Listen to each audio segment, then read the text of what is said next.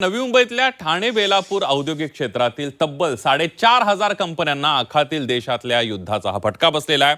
आयात निर्यात ठप्प असल्यानं आणि कच्च्या मालाचे भाव वाढल्यानं पुढील आठवड्यामध्ये यातील 50% कारखाने बंद पडण्याची भीती व्यक्त करण्यात आली आणि यामुळे नवी मुंबईतील 10 लाख कामगारांवर उपासमारीची वेळ येणार असल्याची भीती स्मॉल स्केल इंडस्ट्री असोसिएशनने व्यक्त केलेली आहे।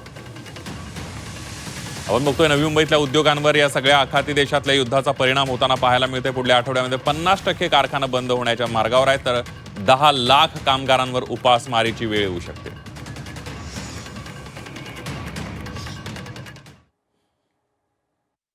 तुम्ही बघताय की आता माझ्याकडे स्पेशली 365 दिवशी एवढं ओव्हरटाईम चालायचं, ही परिस्थिती माझ्याकडे कधी झालेली नाही।